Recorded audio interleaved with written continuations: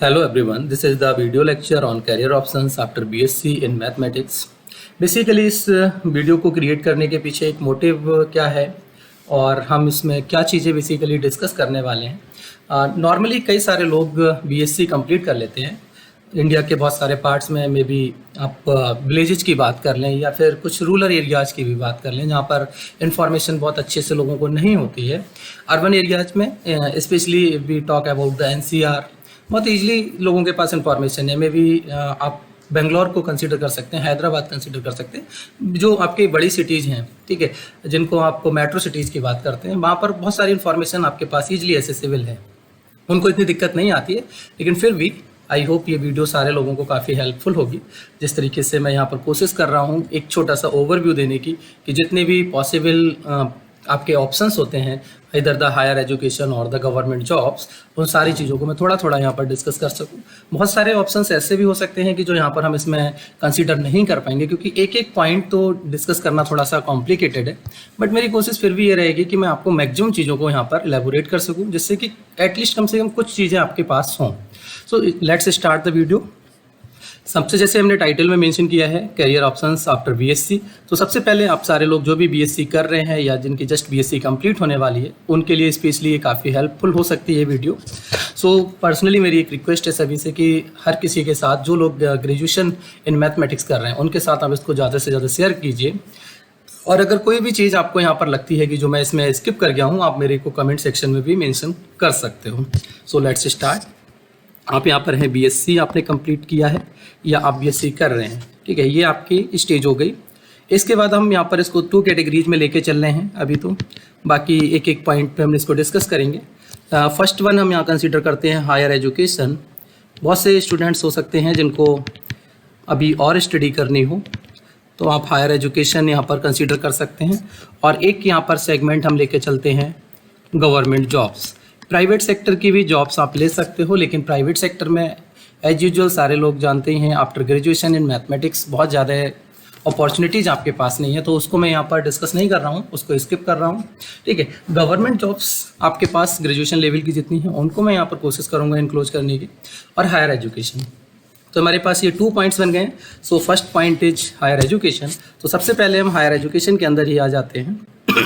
इसमें higher education से भी देखिए बहुत सारे पार्ट्स इसके अंदर बनते रहेंगे, तो मैं पॉइंट बाई पॉइंट आपको सारी चीज़ें डिस्कस करने की कोशिश करूंगा। सपोज हायर एजुकेशन में सबसे पहला पॉइंट हम यहाँ कंसीडर कर लेते हैं, not in the higher education, आपका ये बीएससी के लेवल का ही आप बात कह सकते हैं। First one is BEd. हो सकता है कोई कैंडिडेट एजुकेशन टीचिंग सेक्टर में आना चाहता हो सकता है किसी भी कैंडिडेट को एजुकेशन सेक्टर में आना हो, तो आप यहाँ पर आफ्टर ग्रेजुएशन भी एजुकेशन सेक्टर में आ सकते हैं। आपने अगर बीएड कंप्लीट कर लिया है, ठीक है, आप बीएससी कर सकते हो। मैंने जैसे टाइटल में मेंशन कर दिया, तो उसके अकॉर्डिंग ही मैं लेके यहाँ पर चल रहा हूँ। आप बीएड जैसे कंप्लीट कर लेते हैं तो आप अप टू 10th स्टैंडर्ड, जो 10th स्टैंडर्ड के टीचर्स हैं, आप उसके लिए एलिजिबल हो जाते हैं। आपके पास बीएड हो गया, आप 10th स्टैंडर्ड के टीचर्स बन सकते हैं। एक एक पॉइंट को मैं यहाँ पर डिस्कस करूँगा। 10th स्टैंडर्ड के लिए स्पेशली आपके पास एग्जाम होता है टीजीटी, ट्रेंड ग्रेजुएट टीचर। आप उसके लिए फॉर्म फिलअप करेंगे, एग्जाम देंगे, आपका सिलेक्शन होता है, आप 10th स्टैंडर्ड तक के टीचर्स बन जाएंगे। स्पेशली ये टीजीटी जो है वो 9th एंड 10th स्टैंडर्ड के लिए है। इससे फर्स्ट से लेके 5th तक पीआरटी हो गया आपका, ठीक है, एलटी ग्रेड हो गया। तो ये सारी चीज़ें अभी मैं यहाँ पर बिलो लेवल पर नहीं जा रहा, मैं एटलीस्ट कम से कम एक मिनिमम जो आपकी ग्रेजुएशन है वहाँ से स्टार्ट कर रहा हूँ, ठीक है। अगर आपको किसी को कोई भी क्वेरी करनी है प्रीवियस की भी, तो आप लोग कमेंट सेक्शन में मुझे मेंशन कर सकते हो, मैं आपको कोशिश करूँगा रिप्लाई करने की, ठीक है। इसके बाद हम बेसिकली हायर एजुकेशन जो हमने वर्ड यूज किया है उसके थ्रू अब हम मूव करते हैं। सबसे पहला टास्क आता है, आपने बीएससी जब कंप्लीट कर लिया है, देन आप हायर एजुकेशन में मास्टर्स करते हैं, एमएससी, मास्टर इन साइंस। आप एमएससी कर सकते हो, जो आपके पास जैसे मैथमेटिक्स में है तो आप मैथमेटिक्स में ही एमएससी कर सकते हो। जो भी आपके कंसर्न सब्जेक्ट हैं उनके अंदर आप एमएससी कर सकते हो। इसके साथ साथ आपके पास ऑप्शन आता है कि आप एक मैथमेटिक्स को लेकर चल रहे हैं, एमसीए कर सकते हो।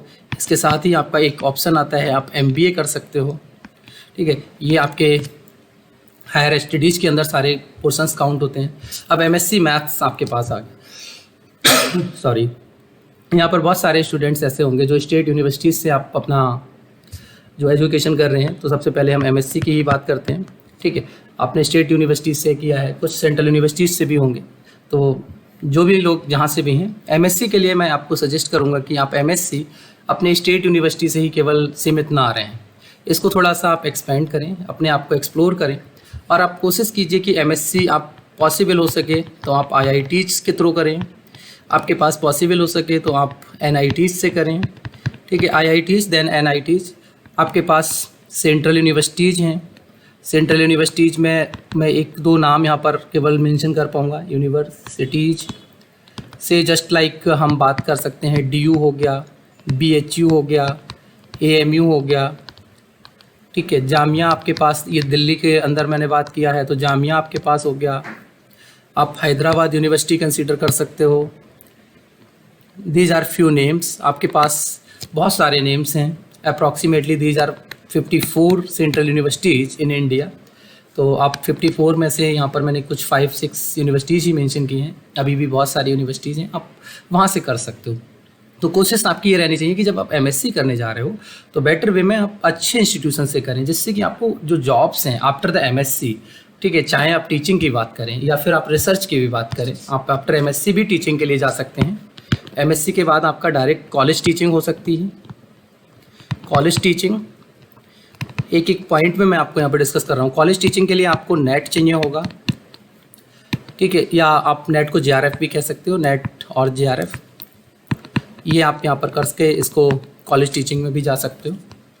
आपने एमएससी की है, आप 12th स्टैंडर्ड के टीचर भी बन सकते हो, जिसके लिए आपका एग्ज़ाम होता है पीजीटी। आप पीजीटी देंगे, जिस भी स्टेट के अंदर है आप उसका पीजीटी देंगे। केवीएस के अंदर आप जा सकते हो। ठीक है, तो बहुत सारे जो 12th लेवल के जितने भी आपके टीचिंग की जॉब्स हैं आप वहाँ पर जा सकते हो। ये सारा ऑप्शंस आपके पास एमएससी के बाद खुला हुआ है। एज वेल एज एमएससी के बाद आपके पास कॉलेज टीचिंग हो गई। आप यहाँ पर रिसर्च भी कर सकते हो, जिसमें हम पीएचडी फिलॉसफी ऑफ डॉक्टर यहाँ पर वर्ड यूज़ करते हैं, डॉक्टर ऑफ फिलॉसफी, जो भी आप इसको यूज़ कर सकते हो। डॉक्टर ऑफ फिलॉसफी आपके पास है, ये आप पीएचडी ले सकते हो। पीएचडी को हम रिसर्च के टाइप में कंसीडर करते हैं। यहाँ से भी आपकी टीचिंग की जॉब्स, अभी हम क्योंकि टीचिंग पे ही फोकस कर रहे हैं तो टीचिंग ही यहाँ पर से मैं मेंशन कर रहा हूँ। टीचिंग में आपके कॉलेज, ठीक है, ये नेट जेआरएफ आपके पास हो गया। आपने नेट जेआरएफ कर लिया है, वेल एंड गुड। आप पीएचडी के अंदर जब जाते हैं तो जेआरएफ आपके पास होता है, आपको फेलोशिप भी मिलती है एंड वेरी गुड अमाउंट आपके पास ये होता है। Approximately this is 25,000 plus HRA.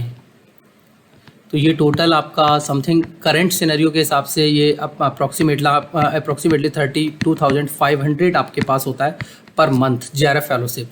किसी भी यूनिवर्सिटी के अंदर आप जाके इसमें एडमिशन ले सकते हो पीएचडी, तब आपको ये अमाउंट मिलेगा। आईआईटीज के अंदर आप ले सकते हो, एनआईटीज के अंदर ले सकते हो। ये एचआरए वाला कॉन्सेप्ट थोड़ा बहुत चेंज हो सकता है कि आपके पास अगर हॉस्टल है तो मे बी ये आपको वहाँ पर नहीं मिलेगा। But 25,000 is not a bad amount, this is very good amount during the education. आप पढ़ते पढ़ते अगर इतना अर्न कर रहे हैं देन आई थिंक मेरे हिसाब से तो ये बुरा अमाउंट नहीं है। तो कॉलेज टीचिंग के साथ साथ आप यहाँ पर पीएचडी कंप्लीट करने के बाद यूनिवर्सिटी टीचर्स भी बनते हो। आपके पास college as well as university दोनों ऑप्शंस होते हैं। यूनिवर्सिटी टीचिंग के लिए हम बेसिकली यहाँ पर मार्क कर रहे हैं एक तरीके से मास्टर्स की क्लासेस को टीच करना या रिसर्च करना ज़्यादा ओरिएंटेड होता है यूनिवर्सिटी के अंदर। कॉलेजेज में लिटिल बिट कम होता है, ऐसा नहीं है कि नहीं है, कॉलेजेज में भी काम होता है, लेकिन इन कंपेरिजन टू यूनिवर्सिटी ये थोड़ा सा कम होगा। वहाँ पर कंपल्सन नहीं होगा कि आपके पास करंट सिनेरियो के अकॉर्डिंग कि अभी आप अगर पीएचडी नहीं है तो कॉलेज टीचर नहीं बन सकते। बट अगर गवर्नमेंट की कोई नॉर्म्स बदलते हैं तो आप टाइम टू टाइम उसको चेक करते जाइए, उसके अकॉर्डिंग आपको ये मिल जाएगा। बट जैसे मैंने यहाँ पर किया कॉलेज टीचिंग, तो पीएचडी के बाद तो 100% ये श्योर है, चाहे कितने भी नॉर्म्स बदलें, आप पीएचडी के बाद college teacher as well as university teacher हैं ही हैं एलिजिबल, आपको जॉब मिल जाएगी। इसके साथ कुछ एडिशनल अब मैं यहाँ पर चीज़ें अभी शेयर करूँगा एमएससी के बाद की ही। ये आपके पास हो गया। आपको एमएससी या पीएचडी दोनों के साथ आपके पास जॉब्स आती हैं ओएनजीसी के अंदर। ओएनजीसी जो आपके पास गवर्नमेंट का वेंचर है, ये ठीक है, गवर्नमेंट पीएसयू है। आपके पास जॉब आती है आईएमडी इंडियन मेट्रोलॉजिकल डिपार्टमेंट, आपके पास जॉब आती है डीआरडीओ, आपके पास जॉब आती है इसरो के अंदर, जो बेसिकली एक तरीके से हम एक कॉमन वर्ड यहाँ पर यूज़ कर ले रहे हैं, अलग अलग पोस्ट्स हो सकती हैं तो ये सारे के सारे वर्ड्स हम यूज कर ले रहे हैं। साइंटिस्ट्स पोस्ट आपके पास आती हैं इन सारी जगहों पर, तो एज ए साइंटिस्ट आप यहाँ पर रिक्रूट हो सकते हैं आफ्टर एमएससी इन मैथमेटिक्स। ठीक है। और भी ऐसे कई आपके ऑर्गेनाइजेशंस हैं जिनके अंदर भी आप यहाँ पर जॉब ले सकते हो। तो ये कुछ नाम मैं यहाँ पर केवल मेंशन कर रहा हूँ। ऐसा नहीं है कि केवल आप MSc PhD के बाद टीचिंग ही करेंगे, आपके पास बहुत सारे ऑप्शंस होते हैं, ठीक है। आप कॉर्पोरेट सेक्टर में भी जा सकते हो कि आपने जैसे MSc किया, MSc के बाद आप अगर MTech कर लेते हैं, या आपका BSc जैसे 4 ईयर का जहाँ पर भी है तो वो डायरेक्ट भी MTech कर सकते हैं। आप यहाँ से कॉर्पोरेट सेक्टर के अंदर भी जा सकते हैं, जो प्राइवेट सेक्टर की जॉब्स हैं। जैसे मैंने बोला कि BSc के बाद तो थोड़े से चांसेस कम हैं, बट आफ्टर MSc आप MTech कर लीजिए, आपके पास यहाँ पर प्राइवेट सेक्टर में भी बहुत सारी जॉब हैं। कॉर्पोरेट जैसे सॉफ्टवेयर इंडस्ट्री हो गई, आप सॉफ्टवेयर के अंदर जा सकते हो, बहुत सारे ऑप्शंस आपके पास यहाँ पर होते हैं और बहुत अच्छा अमाउंट आपको यहाँ पर एक अच्छा पैकेज मिलता है।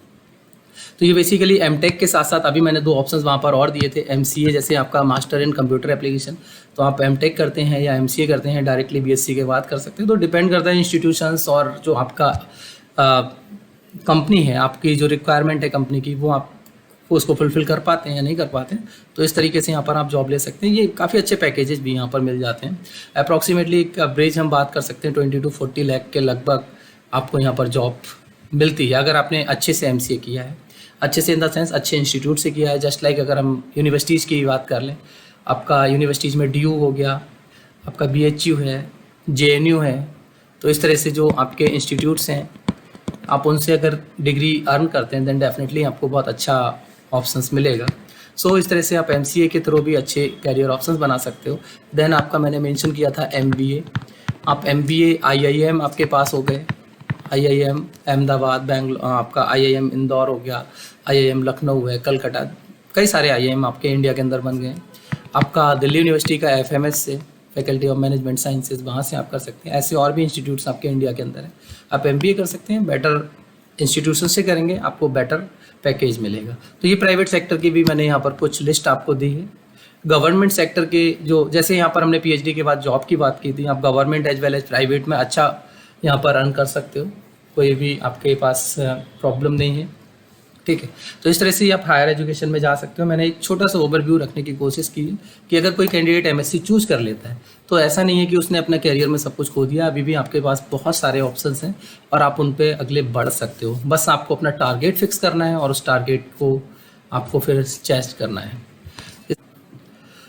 इस तरह से आपका MSc हो गया। MSc के बाद आप ढेर सारे कैरियर ऑप्शंस भी देख रहे हैं, क्योंकि नॉर्मली हम कई जगह सुनते हैं कि किसी ने MSc किया तो इसके बाद उसके पास कोई ऑप्शन नहीं है कि वो सिंपल एक टीचिंग ही कर सकता है, एंड टीचिंग के बाद उसके पास कोई बहुत बड़े जो है कैरियर ऑप्शंस नहीं होते। तो बेसिकली इस वीडियो को मेन क्रिएट करने के पीछे मेरा एक मेन मोटिव यही था कि आपको कुछ चीज़ों को मैं यहाँ पर विजुलाइज कर सकूँ। हाँ, जो जिस तरह से मैंने ये आपको यहाँ पर साइंटिस्ट की पोस्ट की बात की है, इधर इन द DRDO, ISRO, इन सारी जगहों पर जब हम अगर बात करें तो ये काफ़ी लेस नंबर में आती हैं, लेकिन ऑप्शंस बहुत अच्छे हैं आपके पास। और कॉलेज यूनिवर्सिटी टीचिंग का भी काफ़ी अच्छा क्रेज है और इसमें भी आप अच्छे से कर सकते हो। आपके पास MSc का जो MSc आप कर रहे हैं, क्या MSc के ड्यूरेशन में आपने BSc अगर अच्छे से किया है, आप NET JRF कर सकते हो। यहाँ पर मैंने MSc के लिए आपको ऑप्शंस दिया था कि आप IIT NITs में जा सकते हो। तो इसके लिए आपको एक एग्ज़ाम को फेस करना पड़ेगा IIT एंड NIT के लिए। This one is JAM, joint admission test for masters, ठीक है। तो ये आपको IITs ही कंडक्ट करती हैं, इनको आप एग्ज़ाम को दे के ईजिली इन इंस्टीट्यूशंस में जा सकते हो। सेंट्रल यूनिवर्सिटीज़ के अपने इंडिविजुअल एग्ज़ाम्स होते हैं, उनके थ्रू आप जा सकते हो। तो जो लोग अगर ऑलरेडी सेंट्रल यूनिवर्सिटीज़ में हैं तो आप अपने इंस्टीट्यूशन से बेटर इंस्टीट्यूशंस में जाने की कोशिश कीजिए, जिससे कि आपका कैरियर जो है एडवांसमेंट हो। ऐसा नहीं है कि आपने मान लीजिए किसी स्टेट यूनिवर्सिटी से BSc कर लिया है, जो भी आपका पीछे हो गया चलिए उसको स्किप करिए। हम पीछे की चीज़ों को चेंज नहीं कर सकते, बट फ्यूचर तो हम अपना चेंज कर सकते हैं कि कैसे चीज़ों को हम बेटर बना सकें। तो आपके सामने मैंने हायर एजुकेशंस में मीन्स जॉब्स भी रखी हैं, साथ साथ आपको एजुकेशन भी रखा है। तो आप अपना एक टारगेट, एक मोटिव डिसाइड करिए और उसको फॉलो करते हुए आगे बढ़ते जाइए, चीज़ें आपके फेवर में होंगी सारी, ठीक है। इसी के साथ साथ अब हम नेक्स्ट पॉइंट आते हैं गवर्नमेंट जॉब्स। तो गवर्नमेंट जॉब्स का भी हम एक सेगमेंट यहाँ पर देख लेते हैं। तो जिसमें सबसे पहले कंट्री की सबसे प्रेस्टिजियस जॉब जिसको बोलते हैं सिविल सर्विसेज, हम उसी पे फोकस करेंगे। तो आप यहाँ पर सबसे पहले सिविल सर्विसेज को देख लीजिए। सिविल सर्विसेज, जिसके अंदर आपका यूपीएससी ये आपका एग्ज़ाम कंडक्ट कराता है। यूपीएससी की बात कर रहे हैं, जिसमें आपका आईएएस होता है, आपका आईपीएस होता है, आपका आईएफएस होता है, इंडियन फॉरेन सर्विसेज, आपका आईआरएस होता है, इंडियन रेवेन्यू सर्विस, और भी छोटे छोटे जॉब्स आती हैं इसकी। ठीक है, बहुत सारे होते हैं, लेकिन जो मेजर आपके कंपोनेंट्स हैं वो मैंने यहाँ पर मेंशन किया। तो ये आपको यूपीएससी की जो एलिजिबिलिटी है वो आपकी सिर्फ ग्रेजुएशन है, ग्रेजुएशन, नॉट ओनली मैथमेटिक्स। आप मैथ्स के हैं वो आपका एक पर्टिकुलर केस है, आपको ग्रेजुएशन की नीड है। आप बीए हैं, बीएससी हैं, बीकॉम है, कुछ भी है, कोई मैटर नहीं करता, आप यूपीएससी दे सकते हो। हार्ड वर्क करना पड़ता है, क्योंकि क्लास 1 ऑफिसर आप बनने वाले हैं, तो डेफिनेटली आपको एक हार्ड वर्क तो करना पड़ेगा। चाहे वो आप यूनिवर्सिटी टीचिंग की बात करें, वहाँ तक भी पहुँचने में आपको एक हार्ड वर्क करना पड़ता है। जस्ट आप वहाँ पर देखें, ग्रेजुएशन के बाद आप मास्टर्स करते हैं, मास्टर्स के बाद आप रिसर्च करते हैं, पीएचडी करते हैं, देन जाके आप कहीं यूनिवर्सिटी टीचर बनते हैं। तो एक लॉन्ग टर्म प्रोसेस है। यहाँ पर भी ये आपके पास अगर सिलेक्शन हो जाता है तो शॉर्ट टर्म है, अदरवाइज आप प्रिपरेशन इतनी हार्ड करते हैं कि आपको वो लॉन्ग टर्म के बराबर ही बैठता है। वहाँ पर आप, मैं ये नहीं कहूँगा कि पीएचडी करना आपका ईजी टास्क है या सिविल सर्विसेज करना ईजी, दोनों एक दूसरे के वाइस वर्सा कह सकते हो। हर किसी में आपको पूरा अपना 100% डेडिकेशन देना होता है, देन आपकी चीज़ें बेटर होती हैं। तो यहाँ पर इसके बारे में कुछ बहुत ज़्यादा मुझे बताने की नीड नहीं है, क्योंकि आई थिंक आजकल सोशल मीडिया के टाइम पर सारे लोग बहुत अच्छे से अवेयर होंगे। जब भी सिविल सर्विसेज का रिजल्ट आता है तो आपके नियर बाई में जो भी लोग सेलेक्ट होते हैं, काफ़ी उनके नाम हाईलाइट होते रहते हैं। तो अच्छे से आपको पता ही है कि कितनी प्रेस्टिजियस जॉब है ये, आप इसको ईजिली यहाँ पर देख सकते हैं। इसी के पैरेलली हम स्टेट को भी डिस्कस कर लेते हैं कि आपके पास हो सकता है यूपीएससी जो आपका ये सेंट्रल लेवल की जॉब है। सेंट्रल मीन्स नेशनल लेवल पर आपका एग्ज़ाम कंडक्ट होता है, गवर्नमेंट ऑफ इंडिया के तहत जो आपके ऑर्गेनाइजेशंस हैं उनके थ्रू ये कंडक्ट होता है, which is the union public service commission, UPSC, वो आपको कंडक्ट कराता है। अब छोटे छोटे स्टेट्स आपके जो आपके कंट्री के अंदर स्टेट्स हैं वो भी अपने इंडिविजुअल एग्जाम्स कराते हैं। जिस तरीके से आपका आईएएस से अगर हम बात करें, मैं यहाँ पर लेमन लैंग्वेज को यूज़ करना चाहूँगा कि आपका कलेक्टर बनता है यहाँ पर, जो मैंने एक सिंपल कॉमन वर्ड यूज़ किया है, जो गांव देहात की भाषा में भी आप यूज़ कर सकते हैं। कलेक्टर वर्ड होता है, वो है आपके पास। तो कलेक्टर से नीचे भी आपके पास जो है एक छोटा पोस्ट होता है एसडीएम, सब डिविजनल मजिस्ट्रेट। ठीक है, तो उसकी जो पोस्ट होती है वो कैसे भरी जाती है। अब यहाँ पर टेक्निकल पॉइंट्स में मैं नहीं जाऊँगा कि जो आईएएस होता है उसकी स्टार्टिंग ज्वाइनिंग एसडीएम के तौर पर होती है, मैं उस पर नहीं जाऊँगा अभी। मैं सिर्फ यहाँ पर छोटे छोटे आपको एक्सप्लेन करने के लिए चीज़ों को यहाँ पर चाहता हूँ बताना कि आपका जो स्टेट है, ठीक है, स्टेट का मतलब आपका स्टेट का पब्लिक सर्विस कमीशन है। पब्लिक सर्विस कमीशन यहाँ पर union public service commission, union का मतलब ओवर द इंडिया, ठीक है, और स्टेट का मतलब आप एक पर्टिकुलर राज्य की बात कर रहे हैं, पब्लिक सर्विस कमीशन।